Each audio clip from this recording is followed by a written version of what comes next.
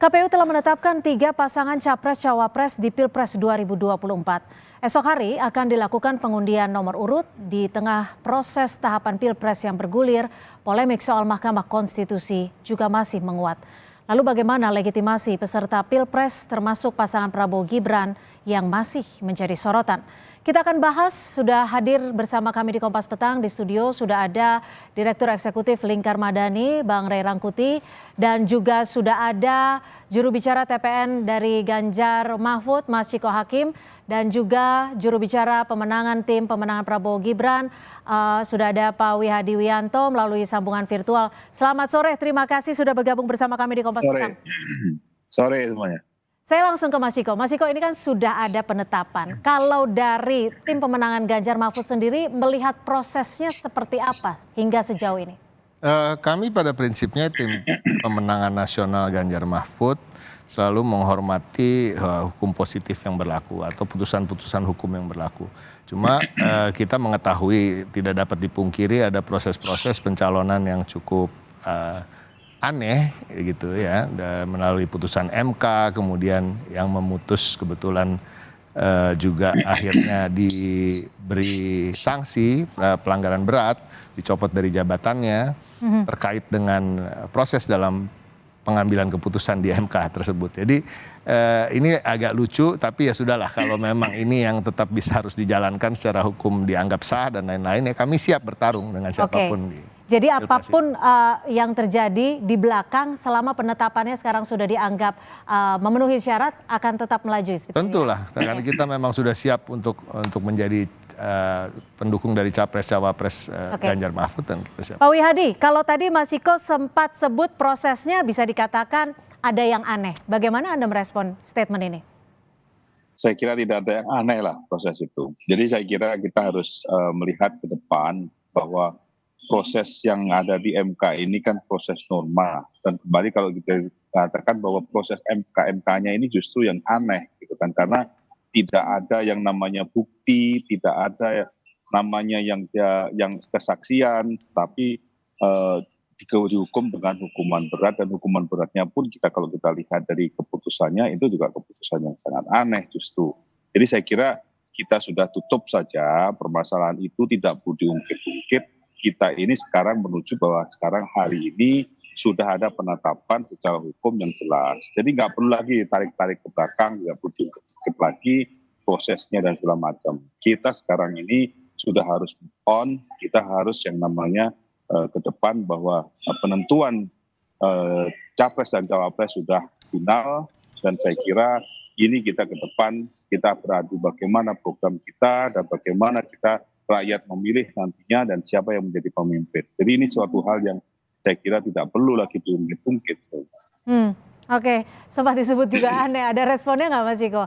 Tapi kalau dari TPN Ganjar Mahfud sendiri terkait dengan legitimasinya, apakah ada keberatan atau seperti apa? Jadi gini, TPN itu kan sebenarnya yang kita lakukan di internal kami adalah strategi kampanye untuk memenangkan Pak Ganjar dan Pak Mahfud, yang khususnya tentunya menitik beratkan pada visi misi dan gagasan seperti tadi disampaikan oleh Pak Wihadi. Kami setuju sekali, kami ingin sekali berangkat ke sana.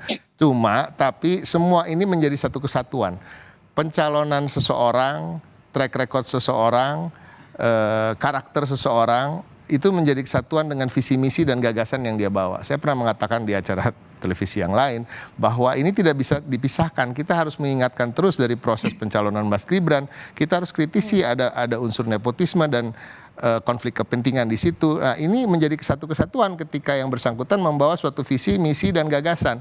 Apakah dia dapat dipercaya untuk merealisasikan gagasan tersebut kalau dia sebenarnya beberapa bulan lalu berbohong, tidak mungkin maju sebagai calon wakil presiden dan lain-lain. Nah, ini kan juga dia berada di partai politik yang lain daripada yang sekarang mungkin dia sudah keluar atau bagaimana. Ini hal-hal seperti ini menjadi satu kesatuan paket dalam suatu kampanye politik. Kita harus melihatnya secara utuh. Secara utuh, dilihat secara menyeluruh.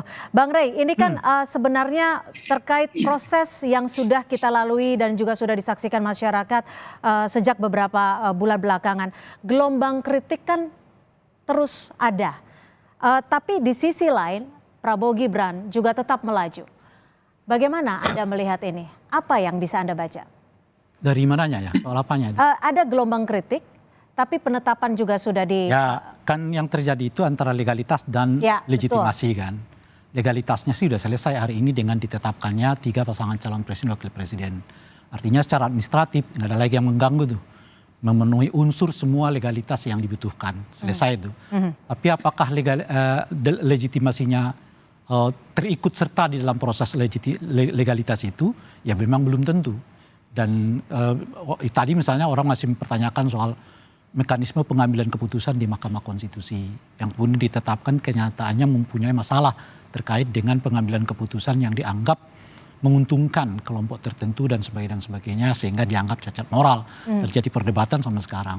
Tentu nggak bisa dihilangkan karena faktanya kan kalau kita lihat di berbagai survei misalnya begitu tinggi respon negatif publik terhadap mekanisme yang terjadi di Mahkamah Konstitusi, khususnya pasca Mahkamah Kehormatan, Majelis Kehormatan Mahkamah Konstitusi membuktikan dugaan yang sebelumnya sudah beredar lama di tengah masyarakat. Ya. Seingat saya Kompas menyatakan hampir 60%, ya.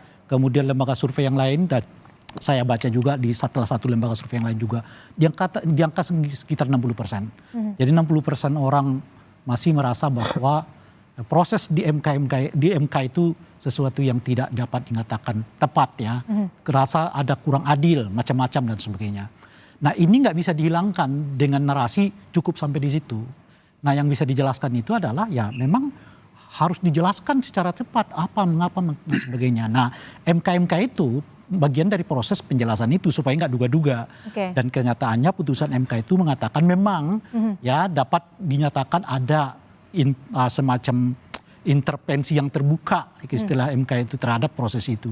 Nah sekarang nggak diterima oleh pihaknya Pak Prabowo dan Gibran. Ya. Bongko menurut saya itu diuji lagi gitu loh. Nah kalau bisa uji terus gitu. Nah supaya semua orang tidak sampai pada sangka-sangkaan, duga-dugaan, tapi ada proses yang disebut dengan pengujian secara akademik, legalitas macam-macam. Nah dengan begitu kita menghilangkan apa yang disebut dengan praduga. Jadi nggak bisa sekedar himbauan, cukuplah. Sebab kenapa gitu? Sebab pemilu itu perlu kita ingatkan terus menerus ya. Itu bukan hanya orang datang ke TPS. Nah ini menurut saya kampanye soal yang penting nanti di TPS. Ya kan? Anda suka pilih nggak suka, bukan. Pemilu itu dimulai dari proses ia mendaftarkan diri, lalu kampanye, lalu dihitung, lalu ditetapkan hasilnya, lalu dilantik. Itu semua proses yang harus dilakukan dengan bukan saja legal, tapi juga legitimate gitu.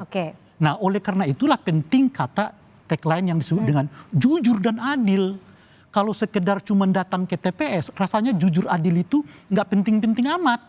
Kan orang nggak perlu melihat apakah ia misalnya diperlakukan waktu kampanye itu diperlakukan baik atau tidak, waktu sosialisasi diperlakukan adil apa tidak, orang nggak perlu melihat. Jadi ada proses yang harus juga dilihat secara menyeluruh. Pemilu yang disebut dengan pemilu itu bukan hanya datang ke TPS, tapi bagaimana proses menuju ke TPS itu seluruhnya, baik penyelenggaranya, pesertanya, pemilihnya juga terlibat serta di dalam keseluruhannya gitu. Nah itu yang disebut dengan pemilu. Makanya saya kritik keras itu. Orang yang selalu mengatakan nanti yang penting di TPS, yang penting di TPS gitu. Kita tangkap sampai di situ. Pemilu itu mulai dari dia dicalonkan gitu loh. Baik, saya akan ke Pak Wihadi. Pak Wihadi, tadi Bang Rey juga sempat menyebut ada respon negatif publik. Bagaimana dari TPN Prabowo Gibran melihat ini? Pertama-tama gini, saya menggarisbawahi apa yang dikatakan oleh Pak Rey mengenai masalah intervensi. Itu intervensi yang mana? Itu tidak terbukti kok di MK. Jadi jangan kita katakan bahwa intervensi itu adalah merupakan sesuatu hal yang dikait-kaitkan dalam hal ini. Kita melihatnya jangan menarik-narik seperti itu. Karena intervensi tidak ada intervensi yang tidak terbukti di MK. Coba dibaca keputusannya MK itu. Ada nggak pembuktiannya? Ada nggak saksinya? Kan tidak ada itu. Nah ya? Itu boleh jadi saya tanggapi dulu. Sebentar. Silakan dilanjut Pak Wihadi. Sebentar ya. Bang Rey. Ya, saya pikir seperti itu. Nah, kalau kita melihat sekarang ini, ya kan, bahwa yang namanya TPN, kita sudah jelas bahwa ternyata bahwa dengan kondisi MK pun kita melihat bahwa survei daripada Pak Prabowo dan Gibran saat ini justru naik, saya kira. Jadi saya kira permasalahan-permasalahan yang diributkan permasalahan itu sebenarnya proses itu adalah proses yang legitimate. Kita bicara adalah proses normal, ya kan? Jadi saya kira tidak menjadi suatu permasalahan yang mesti harus kita tarik-tarik terus, walaupun kita bicara sekarang ini sudah penetapan dan kemudian kita nanti setelah kita sudah pemilu. Gitu kan. Baik, Bang Rey silakan tanggapi. Jadi begini, saya senang dengan pernyataan Pak siapa namanya tadi? Pak Wihadi. Jadi Pak Wihadi di dalam redaksi putusan itu dinyatakan terbukanya intervensi. Apakah intervensi itu terbukti atau tidak? Itu udah pernyataan resmi Mahkamah Kehormatan Mahkamah. Iya. Tunggu dulu Pak Wihadi. Tunggu Sebentar dulu. ditahan Pak Wihadi, silakan Bang Rey. Kalau Bapak mengatakan tidak ada, dasarnya apa Pak? Dasar Bapak itu terbukti apa enggak? Itu juga pertanyaan. Nah oleh karena itu saya setuju, gugat lagi nih. Gitu. Gugat lagi nih, kan memang sudah ada yang menggugatnya kan. Gugat lagi putusan MK ini ke yang namanya Dewan Etik, Majelis Kehormatan. Gitu loh Pak. Sebab kalau Bapak cuma mengatakan nggak ada buktinya, loh Bapak nggak ada bukti bagaimana? Itu udah putusan resmi. Sama seperti Bapak nanti ngajak kita, terima aja putusan dari Mahkamah Konstitusi itu. Loh memang harus diterima meskipun secara redaksi kita berdebat kok. Secara pengambilan kita berdebat kok gitu. Tapi putusan itu harus diterima. Nah supaya tidak berdebat seperti yang saya sebutkan ini tadi, ini kan contoh nih, bahwa ini kita akan berdebat begini aja. Timnya Pak Prabowo mengatakan nggak ada kok. Loh dasarnya nggak ada apa, loh ini putusan resmi. Gitu ya. Nah oleh karena itu menurut saya gugat lagi Pak.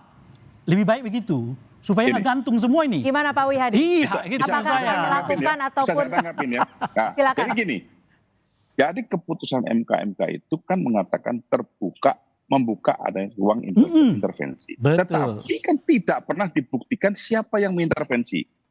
Ya kan? Itu kan Setuju. Berarti, setuju kan? saya.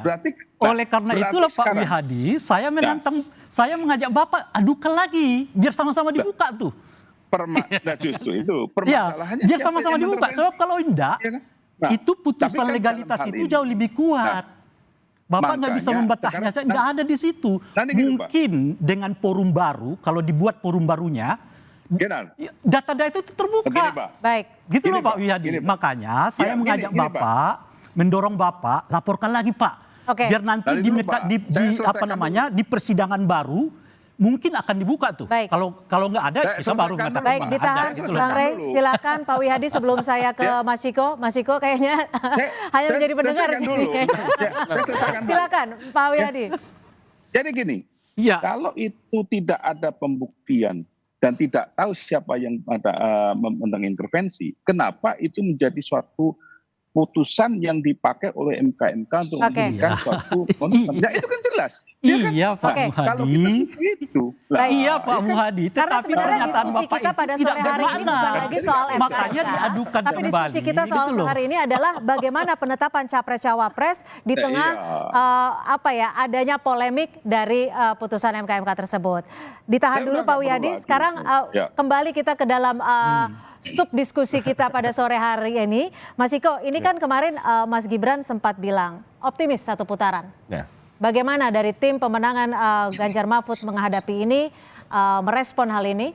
Kalau melihat dari hasil-hasil survei yang dilakukan oleh berbagai lembaga survei, khususnya kalau kita bisa bilang yang netral, saya rasa hal seperti itu sulit terwujud ya, satu putaran siapapun itu, walaupun tim pemenangan Ganjar Mahfud juga menargetkan satu putaran. Nah kalau soal target, kita semua punya target.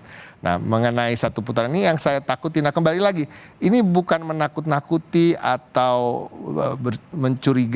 mencurigai aparat dan lain-lain, cuma yang kita takut dengan digaung-gaungkannya terus satu putaran, dan memang tujuannya adalah untuk supaya masyarakat menerima ketika salah satu calon menang satu putaran, walaupun prosesnya mungkin juga karena ada ketidaknetralan aparat di situ. Ini mungkin. Anda melihatnya sampai saat ini ini salah satu, ada saya ini kan kita nih udah semua yang duduk di sini udah mengalami menjadi campaigner atau menjadi pengamat udah puluhan tahun, bukan baru 10 atau 12 tahun. Jadi kita tahulah beberapa strategi-strategi. Nah, kita berharap itu tidak menjadi kenyataan, tidak ada ketidaknetralan aparat, tapi ya kita harus ingatkan terus. Tapi kalau soal kemenangan satu putaran ya tentunya tim Ganjar Mahfud ingin juga menang satu putaran. Nah, itu menjadi target kita. Target, tapi menurut Anda memungkinkan tidak?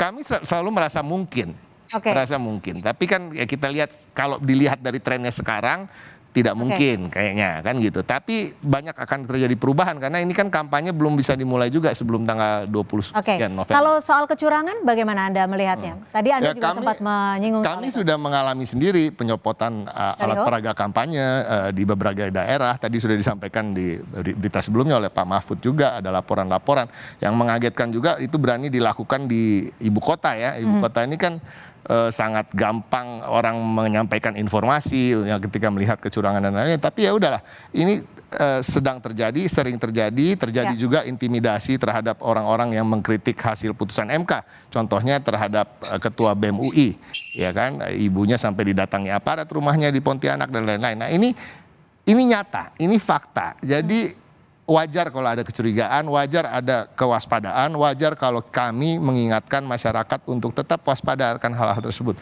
Demi terwujudnya pemilu jujur dan adil. Pemilu yang dikatakan oleh Bang Rey tadi adalah mulai dari proses, bahkan sebelum proses, rekam jejak kandidat sebelum proses, dari mulai mereka pada lahir dan berkembang sebagai manusia, itu juga sebagian dari proses itu sendiri. Oke, Pak Wihadi, bagaimana Anda menanggapi dari statement Mas Ciko ini? Anda optimis tetap satu putaran Prabowo Gibran? Kalau kita melihat daripada angka-angka survei yang saat ini, ya kan kita lihat bahwa ada kenaikan yang cukup signifikan. Nah dasarnya kita adalah memang kan dasar survei. Jadi kita dari survei itu terus kemudian juga daripada masyarakat. Saya kira kita tidak perlu lagi bicara mengenai masalah netralitas. Karena kalau kita bicara netralitas, ya kan, kami ini sebagai timnya Pak Prabowo dari 2014, 2019 sudah kenyang dicurangin, ya kan? Sama siapa, Jadi Pak? sekarang ini ya. Sama siapa ya kan? Pak yang curang? Ya, lah itu kan saya nggak bisa ngomong siapa lawannya yang curangin, ya kan? Jadi kalau sekarang Saat itu yang bertanding seingat saya Pak Jokowi dengan Pak Prabowo ya. Nah iya, kalau sekarang kita diomongin curang, ya kan? Kalau kita diomongin curang, ya kan curangnya yang mana kita yang curang? Mau kita nggak punya pengalaman mencurangi kok. Justru biasanya yang tahu karena cara mencurangi itu akan teriak duluan. Gitu. Gimana Mas Ciko? Ya kan? Karena mungkin sekarang bersama dengan musuhnya yang lalu yang katanya Bapak nyurang itu. Gimana Pak Wihadi? Saya kira nggak perlu, saya kira tidak seperti itu. Justru bukan dari situ kan. Jadi saya tidak ada hal seperti itu. Kita lihat bahwa kepolisian, aparat semuanya ada. Dan kita kalau lihat sekarang ini, kejadian di Kabupaten Cilacap, itu PJ-nya itu jelas-jelas kan, PJ-nya itu jelas-jelas mendukung dan membuat suatu statement juga dengan kancing merah dan segala macam, itu justru kelihatan gitu loh. Kok itu nggak direkspos, kok justru hanya masalah baliho, baliho belum tentu, itu Bawaslu yang nurunin bisa aja gitu loh. Kalau yang di Kabupaten Cilacap bagaimana? Ya kan? Itu laporannya masuk nggak gitu kan? Itu malah jelas loh, ya kan, sebagai PJ Bupati, dan ada berapa PJ Bupati gitu kan? Nah itu aja kira. Baik, Bang Rey, bagaimana Anda melihat dan juga membaca dugaan kecurangan yang terjadi di beberapa daerah ini? Kan dua-duanya ini menganggap bahwa kecurangan itu sesuatu yang pernah dan akan kan.